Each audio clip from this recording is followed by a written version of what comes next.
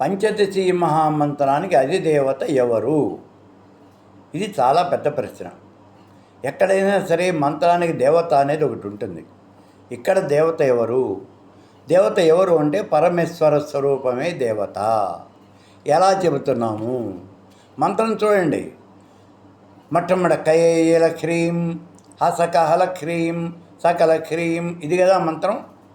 కకారో బ్రహ్మరూపస్య ఏకారో భారతీమతం, ఈకారో విష్ణురూపస్య అలకారో పృథ్వీమతం, హకారో రుద్రరూపస్య అలకారో రుద్రాణి ముచ్యతే.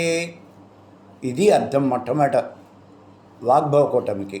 అంటే ఇందులో ఉన్న కయేల హ్రీం ఈ అక్షరాలకి కకారము అనేది బ్రహ్మ, ఏకారము వాణి, అలాగే ఈకారము విష్ణువు, లకారము పృథివీ, హకారము రుద్రుడు, రకారము రుద్రాణి.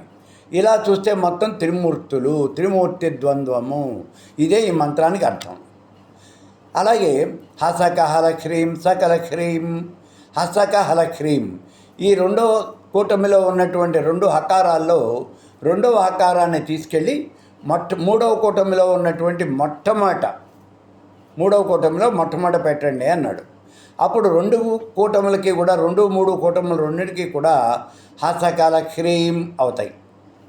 ఇప్పుడు ఇక్కడ మళ్ళీ హకారో బ్రహ్మరూపస్య, సకారో భారతీమతం, కకారో విష్ణురూపస్య, లకారో పృథ్వీమతం, హకారో రుద్రరూపస్య, రకారో రుద్రాణముచ్యతే. మళ్ళీ త్రిమూర్తి ద్వంద్వమే. కాబట్టి ఇక్కడ పంచదశి మహామంత్రానికి ఐదేవత ఎవరు అంటే త్రిమూర్తి ద్వంద్వము.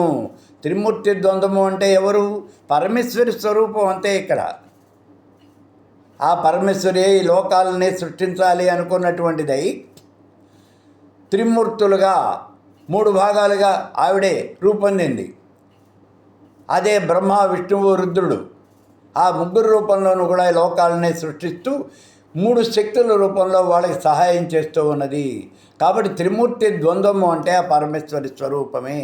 కాబట్టి పంచదశి మహామంత్రానికి ఐదేవత ఎవరు అంటే సాక్షాత్తు సాకారమైనటువంటి పరబ్రహ్మ, సాకార బ్రహ్మ. ఆవిడే మహాత్రిపుర సుందరి.